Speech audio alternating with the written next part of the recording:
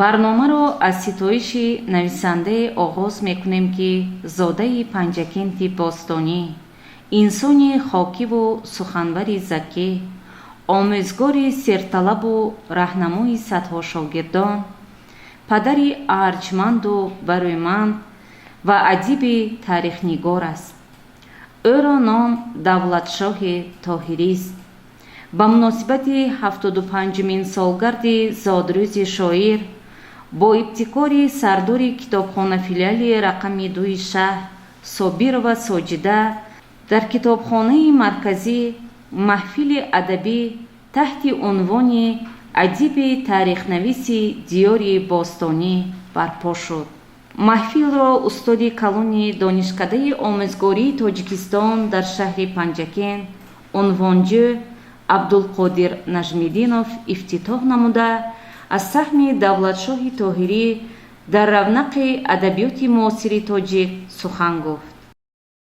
имсол устоди мо ки солҳои зиёд ҳамкор будем, дар донишгоҳ кор кардем ва ҳамчун омӯздори собиқадор шинохта мешаванд ва аз ҳама муҳимаш ҳамчун нависандаи таърихнигор ин кас шинохта шуданд ва дар байни хонандагон ва ҳамчун нависандаи маъруфи диёр шинохта шуданд. 75 сола мешанд имсол ва барои ҳамин ҳам бояд имсол 75 солаги он кас дар ноҳияи мо ва инчунин дар вилоят дар ҷумҳурӣ бояд ҷашн гирифта шавад. дӯстони меҳрубон хуш омадед, сӯи ҷисмам ҳамчу ҷон хуш омадед, бо дуруду бо суруди обшор гулнисору гулфишон хуш омадед. салому дуруди саршор аз меҳру муҳаббат нисоратон бо тамошобинони азизу гиромиқадр, меҳмонони азиз. инак пешниҳоди шумост барнома ё худ чорабинӣ бахшида ба 75-солагии адиби таърихнависи диёри бостонӣ Давлатшоҳи Тоҳирӣ. сипас китобдор Ғафурова Ҳилола оид ба тарҷумаи ҳоли Давлатшоҳи Тоҳирӣ маълумот дод. Давлатшоҳи Тоҳирӣ 16 апрели соли 1947 чашм ба дунёи ҳастӣ кушодааст. ӯ пас аз хатми мактаби асосӣ ва омӯзишгоҳи омӯзгории Панҷакент дар донишгоҳи шаҳри Самарқанд бахши филология таҳсили илм кардааст. Давлатшоҳ ёдовар мешавад ки падараш Облоқул Тоҳирӣ ва модараш Ҳофизаи Тоҳирӣ махзани эҷодиёти шифоҳии мардумӣ буданду ӯ дар ҳамин муҳити адабӣ ба воя расидааст. Давлатшоҳ Тоҳирӣ солҳои 1995-2003 устоди омӯзишгоҳи омӯзгории Панҷакент ва аз соли 2003 устоди калони донишкадаи омӯзгории Тоҷикистон дар шаҳри Панҷакент мебошад. Давлатшоҳ як идда асарҳои таърихӣ аз қабили қиссаҳои Деваштич, Суғди духтари Уднавоз, Меванча, Дуои модар, Ситораи рӯдак, Ишқи Шаҳбону, Дарьё ва шоир, Саъдиё Шерозиё, Дили бедил, Ҳазрати Одам, Санги Фалахмон ва романҳои таърихии Рухшона ва Оли Сомонро офаридааст. дар арафаи 5500-солагии саразми бостонӣ қиссаи таърихии Апома духти Спетаменро ба қалам додааст. вай инчунин асарҳои Зардонаҳои зарафшон, Офтоби маънавият, Пандномаи бузургмер ва дигар осори илмӣ навиштааст. ӯ аз моҳи марти соли 2003 раиси бахши Панҷакенти Иттифоқи нависандагони Тоҷикистон аст. аз соли 1994 узви Иттифоқи нависандагони Тоҷикистон мебошад. аъзоёни фаъоли китобхона филиали рақами 2 маҳфилро бо қироати шеърҳо ва порчаҳо аз осори адиб хотирмон гардониданд. аз замони суғдиёнӣ ном дорам Панҷакент, гашта достони замона ифтихорам Панҷакент. шуд зарафшон зарфишонак که ها گنج روان در امید مهربانی استوارم پنجکن پشتیبانی رادمردان هم بزرگان پنجکن رشد بخش شاعران و هم ادیبان پنجکن نامدارانت همه رخشانه و اسب تمام دوشتیچ را به عالم تو نگهبان پنجکن رودکی پیری خیرت موا گرفت از پنجکن تغرل شیرین سخن بالا گرفت از پنجکن عینی و انصاری هم از رود سعدی رستند تغرل شیرین سخن احیا گرفت از پنجکن چارسویش بس دیوارا پرصفا در پنجکن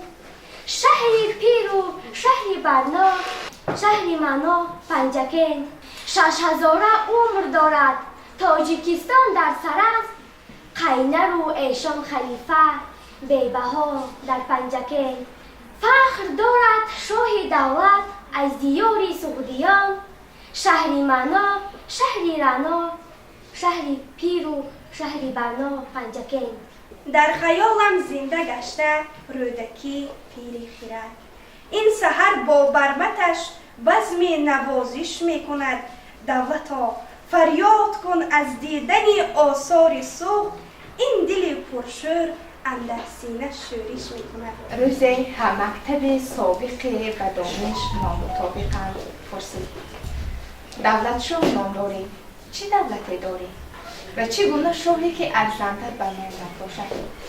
گفتمش کوبی و برخانه تا ببینی داراییم هم مکتب کنجکاوی به کتاب من آمد روزی چون نابودن در حولیه نه ماشین دید نه اشیای زرین نه قصر و نه فخر به گمونه که دارایی در خانه است خزانه و گنج در حجره قدم اندر آشیانه زد چون به خانه وارد شد سیموی او چون دود شد کتفان در هم کشید فقط کتاب دیگر چیزی نداری تحمول کتاب راه پر از کتاب روی میزا همه کتاب زمین و آسمان همه کتاب گفتمش به آن همدبستان نادان بدون ای تن کتاب معنی جهان است همه شاه و گدا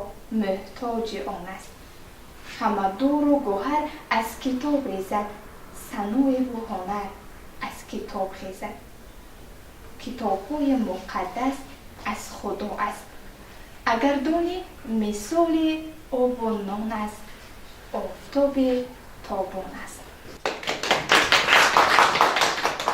مادری جان مداری جانم شما مایه افتخارم منبع اشعارم عالمی امکانم آغازی ایمانم به تبریک شما آمدم و نمیدانم چی گویم آه زبانی مادری بله اگرچه نویسنده هستم و سخنگو و چندین کتاب های نوشتم داستان ها سرودم ترانه ها گفتم ولی در نزد مهر شما و نگاه پر از سحر شما گویا به زبان و به جان هستم پس شما بهار نازنین هستید یا یک بحری بلورینید به همه قرینید مادر یا ماه تابانید که راه مرا روشن میسازید گلهای رنگارنگ میکارید قشنگ میدارید باشد که شما دریای روانید و حالا هم جوانید که خویش را از ساحل به ساحل زده بحر زندگی تلاش ها ورزیده موجاسا دمیده راه های دور را پیموده میارید بلکه شما را به کتاب های پرمعانی که مضمون صدجهانی دارند مانند میکنم زیرا آن کتاب ها آسمانی، ربانی و عالی هستند ها شما زمینت مادر مرز عظیمت مادر حوض برینت مادر مادری من مادر جانکم وقتی که باران چون فرشته مثل توری ریشته ریشته فرود می آمد. سالهای بچگی را، آواره‌گردی ها را ثبت می کردن. خاطره های قلم پاره پاره ولی نیمکاره. مغرور بودی عزیزم، اینقدر مغرور. من چی دانم موزی دخترانه ات بود یا سازی ترانه ات یا مطلع افسانه ات بود. آه چه نگاهی به مثل داشتی ایوری یا هیهات هرچه داشتی بردی، خویش را به دست بی-بصری سپردی. هستیت را مثل انار فشردی. ای دل اگر مرا میگفتی تاج زرینی سرم میکردم، نوری به سرم میکردم، شیری ترم میکردم، بارو برم میکردم، صبح سحرم میکردم، شاهبانوی شهرم میکردم. ولی تو نیستی، تنها شاهبانوی خیالی در خاطره ها ماندستی و هستی. کنون تو رو شبیه ماه میدانم، غزلت را واژه آه میخوانم. میخواهم آغوشت گیرم ولی نتوانم، میخواهم نوازیشت کنم ولی نتوانم، میخواهم کاکولانت را بشمارم درمان ندارم. از تو صدای نی، نوای نی، صفای نی، وفای نی. آموزگار به مثال شمع است، می سوزد و می سوزد و به دیگران نور و ضیا، حرارت و روشنی می بخشد. او به مثال دنگ‌های افسانوی دل فروزان خویش را بالای سرش بلند برداشته مردمان را از جنگل تیره و رهگم رهایی می بخشد. او تربیتگر و سبق آموز، بردبار و مهربان است. مثل پدر دوراندیش و با تمکین است، معلم است. به نظر چنین می رسد که آموزگار شمع نه بلکه آفتاب را ماند و آفتاب برابر روشنی و گرمی باز نور و ضیا، برکت، نیرو و حیات می بخشد. بله به معلم هستی به جهالت، ظلم و بیدادی تبدیل می یابد. اگر مادر را به زمین مهر و سخاوت تشبیه نماییم، پس پدر آفتاب است، معلم بشر است.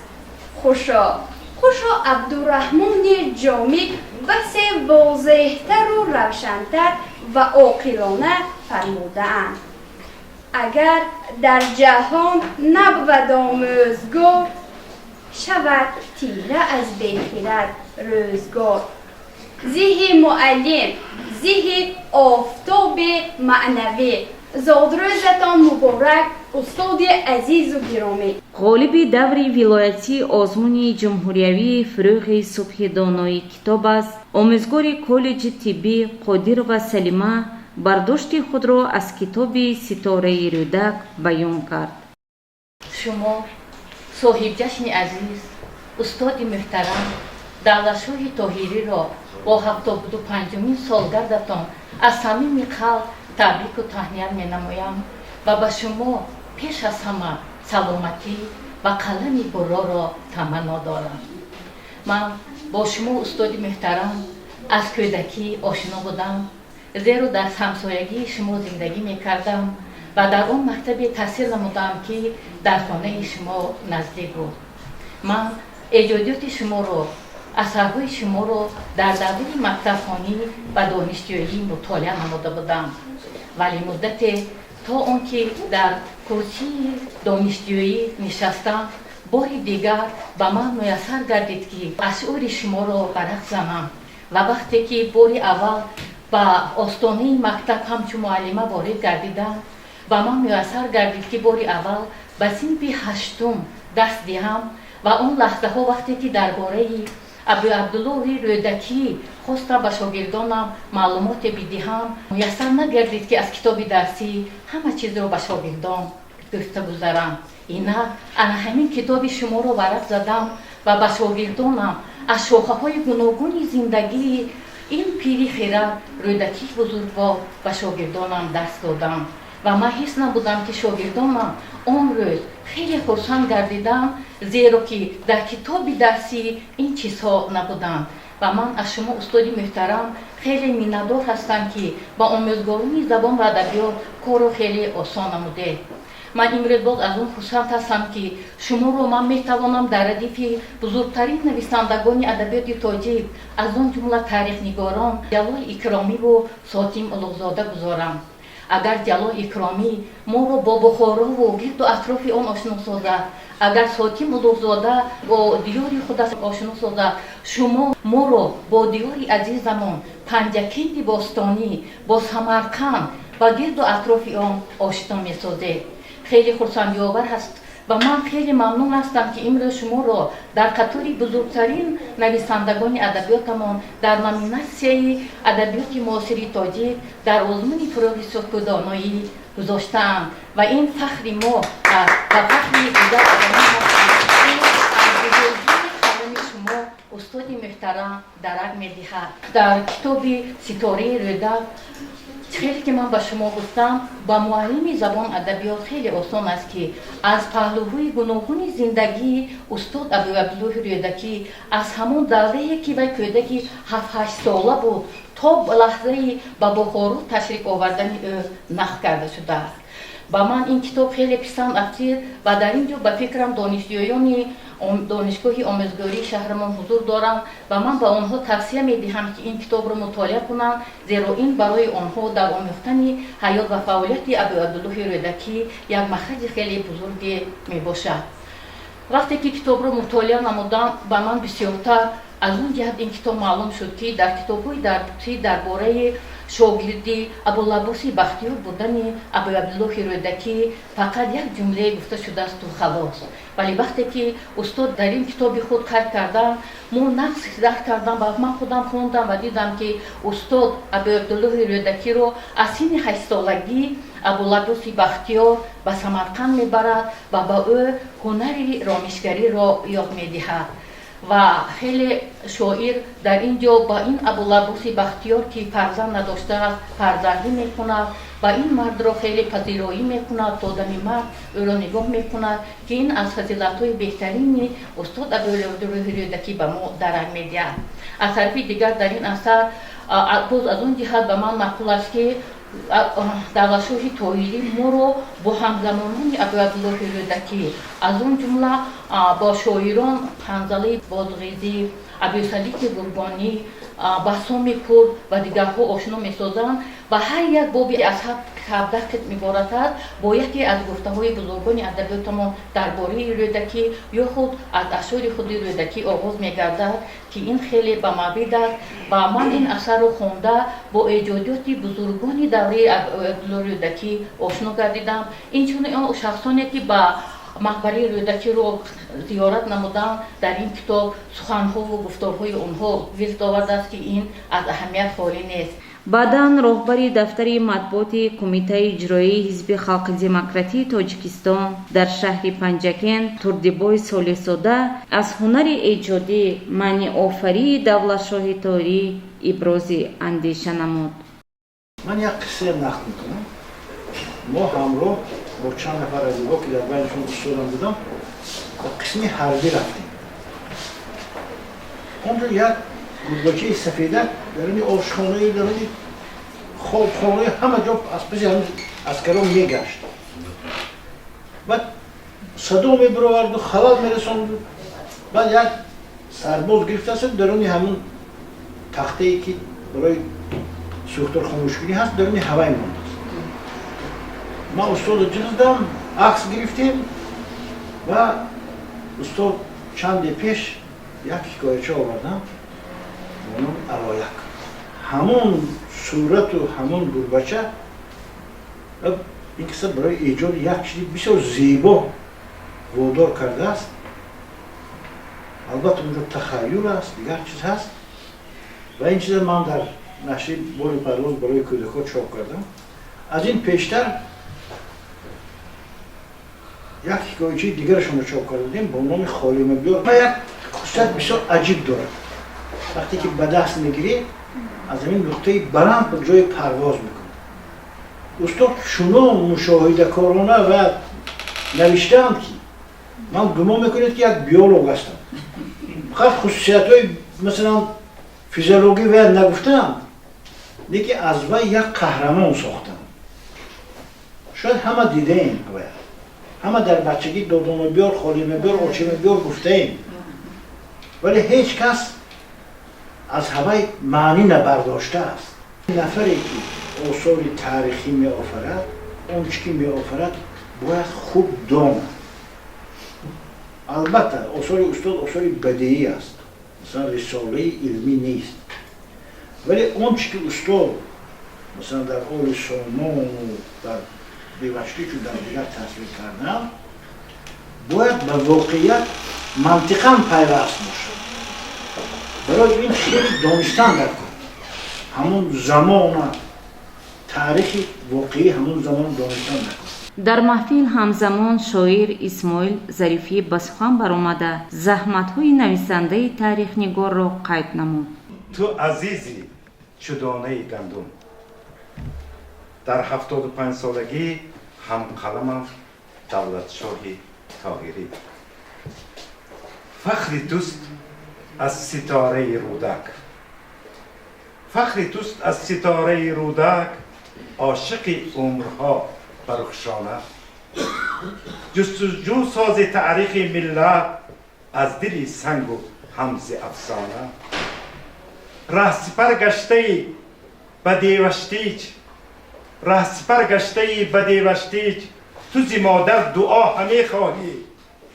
از اپام همیشه آریات، از اپام همیشه آریات، با رهی راست میشوی راهی.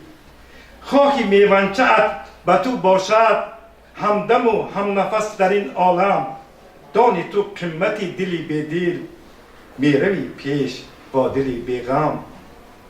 آل سامان چو شمع راهی توست، آل سامان چو شمع راهی توست، زین سبب هستی همراهی مردم. دانه پاشی کنی بکشتی سخن، تو عزیزی چو دانه گندم. هستی آموزگار ورزیده، زین عمل تا ابد تو میبالی. آمدی کارشان همی خواهی، زامدی کارشان تو خوشحالی.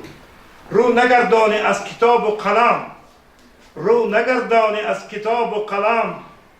قرنها تو ترانگو مانی، کش تا اسب همت خود را سوی 80 و سوی 100 رانی. این یک چیز دارم که از همه بوی است، هزارها کتاب داره و استاد دولتشاه هم با کتابخانه دیوشتی چکن در تاریخ داراترین انسان است، داراترین انسان است. امروز از همین خزینه بزرگ دو کتابی که بار اول در تاجیکستان چاپ شده است، دیوان مجموعه اشعار رازق فانی، شاعری مهاجری افغانستان که در یکی از مملکت‌های اروپا به خواب رفته است، خیلی جوان، و کتاب دیگری از ادیب توانای عصر 14 قصیده سرا و شاعری مشهور که بیشتر درباره اولوغبک نوشته است، خواجه اسمت بخارایی. امروز با کتابخانه استاد دولتشاه من این دو کتاب رو در حضور شما تقدیم می‌کنم. خیلی که با شما معلوم است امروز شاعر و نویسنده شناخته همدیار ما استاد دولتشاه طاهری به سین مبارک 75 رامده.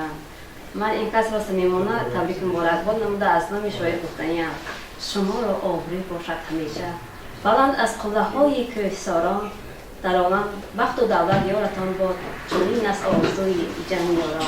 شاعر یک قطار کتاب‌های زیاد کتاب‌های تاریخی نوشتند که در امروزه نمایش کتابی ما در اینجا جای دارد و شما خوانندگان عزیز می توانید از کتاب‌های استاد استفاده کرده دانش سویه خویش را زیاد نمایید.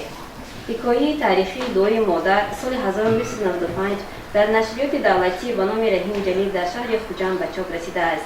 این حکایه به ایام جوانی کمال خوجندی کلاسیک ادبیات فارس تاجیک بخشیده شده است.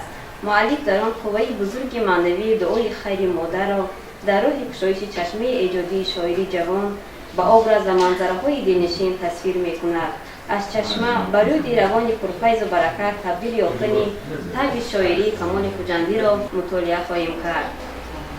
ترانه‌های پنجکین آثار غنایی نویسنده دولتشاه طاهری میباشد که ذوق و شوق بدیعیت و معنویت خواننده را بیدار میسازد.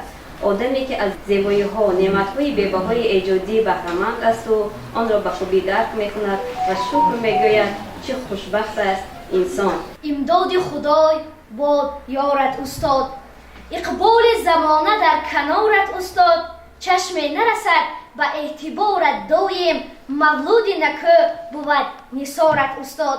شما را با جشن بهار عمرتان تبریک و تهنیت گفته از درگاه یزدان پاک برایتان تنصیحتی عمری بردوام، سری بلند، تنی نیرومند و در کار و فعالیتتان کامیابی های بی‌نظیر را تمنا دارم.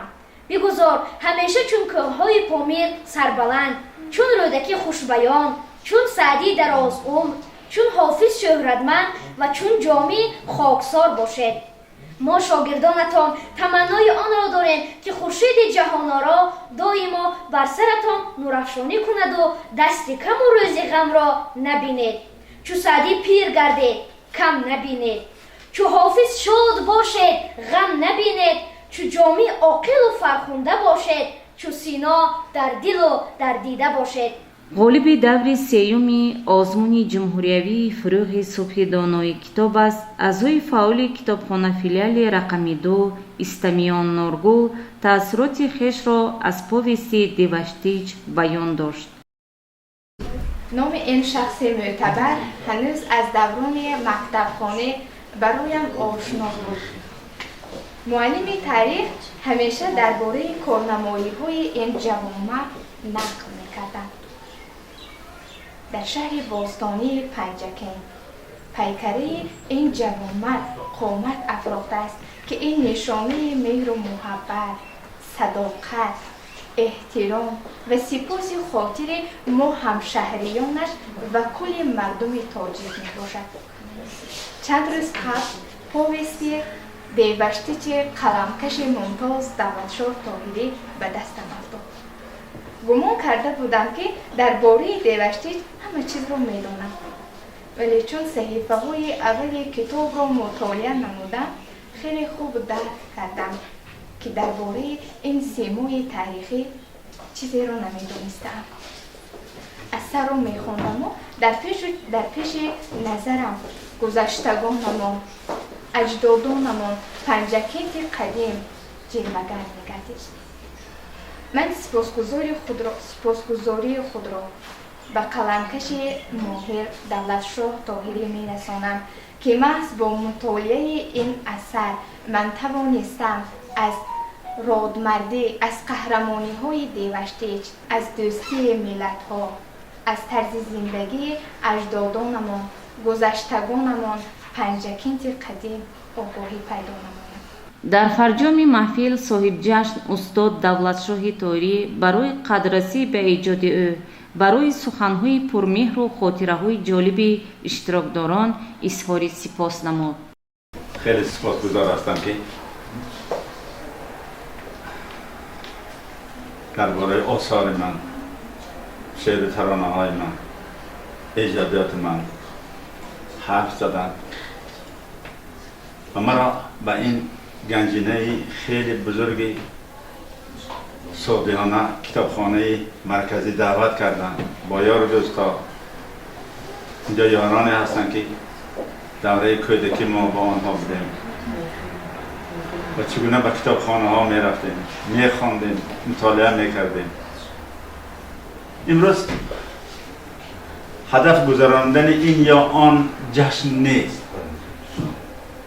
که فلانچه 70 ساله شده است یا 60 ساله یا 80 ساله، بلکه باید چطور به آن قله های فرهنگ، علم، دانش رسیده است. آن همین قله ها را کشاده دادن در کار به جوان ها که آنها چیکار کنند. متاسفانه خیلی زیاد جوان ها اینجا که من نظر دارم بعضی ها را ره گم زدگانند و گمان میکنم که آن همه زندگی هست، معیشت کنیم، کیف و صفا کنیم، راسیه رویم، پول کار کنیم، معنیش هرکی رزقش، هرکی قسمتش برود. لیکن یک بار نگاه کند که معنویت اصیلی که خداوند آفریده است، این اندوختن علم و خرد است. اگر علم و خرد باشد آنگاه زندگی ما خیلی آسان می شود. ما بسیار مشکلی ها را حل و فصل کردن می توانیم.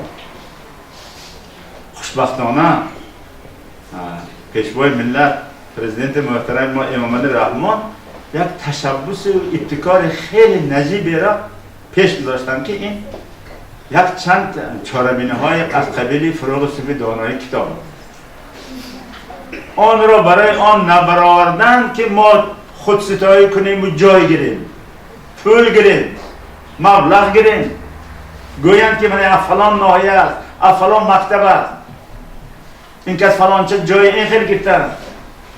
نه، ما از اون کتاب هایی که هست خوانده که آمدیم عقل پیدا کنیم.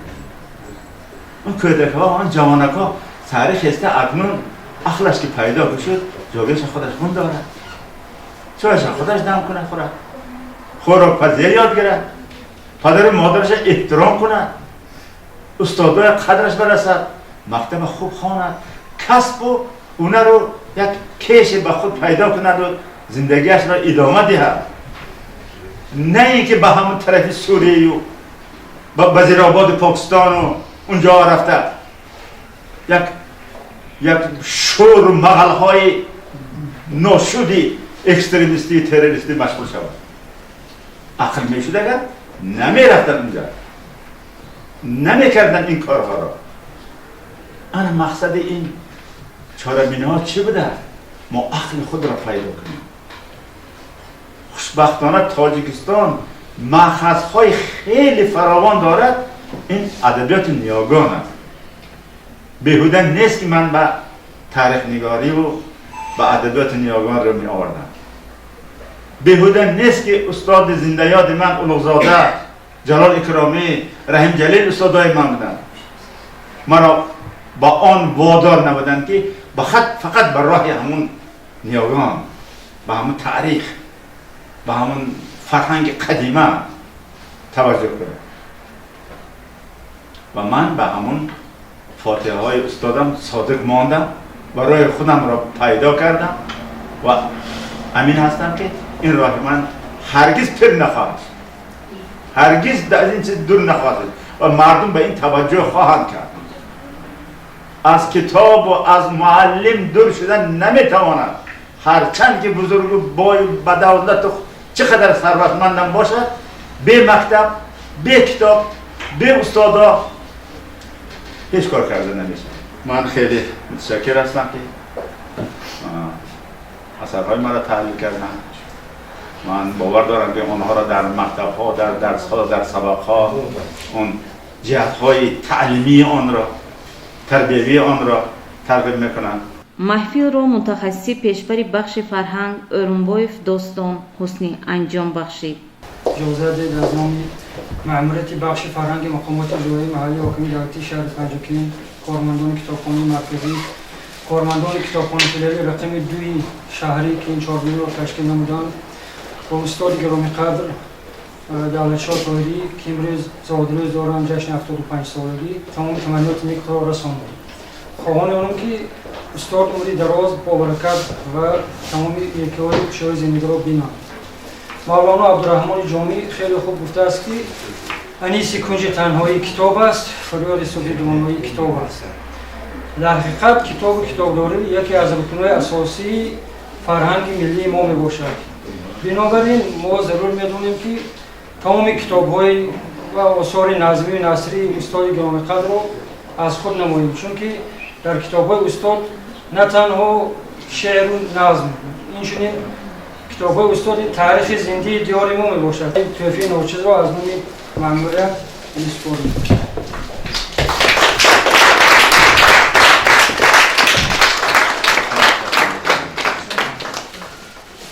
شاعره شناخته عضو اتفاق نویسندگان تاجیکستان شهادت امانزاده محبوبیت آثار ادیب را در صحبت به ما قید کرد.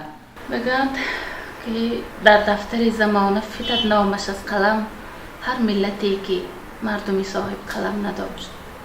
من امروز خیلی خوشبخت هستم که در مراسم 75 سالگی استاد بزرگ و به قبل ادبیات شناسای امروز یگانه نویسنده اثرهای تاریخی استاد دولتشاه طاهری حضور دارم.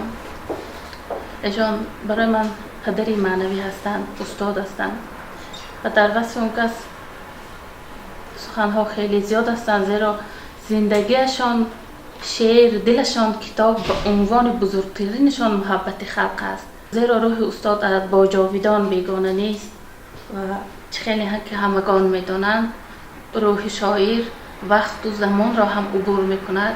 خیلی که هنگام خواندن اثرهای استاد تصور میکنم که گویا روح استاد اونجا بود و از همه چیز و از همه اون واقعه ها بداهتاً آگاه بود. اثرهای استاد را قریب همه‌اش را خواندم، زیادش را برای ناموس، برای خودشناسی با محبت، اما 2 قصه استاد را خیلی دوست می‌دارم که برای دلم می‌خوانم و همیشه تکرار به تکرار می‌خوانم. قصه دل بیدی و عشق شهبانو. و اینجا استاد همیشه از استاد می‌خواستم که این قصه ها را دوامش را هم نویسن. شاید یک خواهشی چگم ساده لحانه هم هست، ولی امروز استاد وعده کردند که قصه دل بیدل را بار دیگر چاپ میکنم به شکل مکمل البته، و این برای خصوصا نسل جوان یک هدیه خوب است. خب و امروز این کتاب دیوشتیچ را در آزاد روزشان استاد برای من تحفه کردن و من از جمعیت امروز خواهش دارم که رو بیارن به کتاب، رو بیارن به دانش. هر کسی که دور ماند از اصل خویش باز جوید روزگار وصل خویش. مورد به ذکر است که سردار کتابخانه فیلیال رقم 2 صابر و ساجده 35 ساله سابقه کاری داشته در رشد ساحه کتابداری سهم می‌گذارد. بخشیده به صحنه‌های تاریخی کشور و سالنامه شاعران و نویسندگان با اعضایان کتابخانه چاره‌بینی‌های رنگین علمی و ادبی را آماده می‌نماید. گذراندن محفل ادبی بخشیده به 75مین سالگردی استاد دولتشاه طاهری از طرف کتابخانه فیلیال رقم 2 این نشان صداقت و ارجگذاری به زحمت‌های یک نفر نویسنده تاریخ‌نگار همدیارمان میباشد. محفل خیلی خوش، گرم و جوشان برگزار گردید. پنجکین صاحب استاد پرهنر است که با جستجوهای زیاد، استعداد خداداد، دانش و آموزش تاریخ گذشته خلق تاجیک از جمله پنجکینت باستانی را روی ورق آورده است. او با عزم و اراده قوی ایجاد میکند و نتیجه آن محبوبیت پیدا کردن بین همدیاران است. افتخارمندیم که چنین نویسنده تاریخ‌نگار همدیار ما هستند و ما از صحبتشان برخورداریم. باشد که استاد برومن دولتشاه طاهری سالیان زیاد باز با صداقت و ادبیات معاصرمان خدمت کنند. تنشان صحت و خاطرشان آسوده باشد. برنامه را برایتان تهیه نمودند فیروزه عادلزاده و طلبشاه تاشف.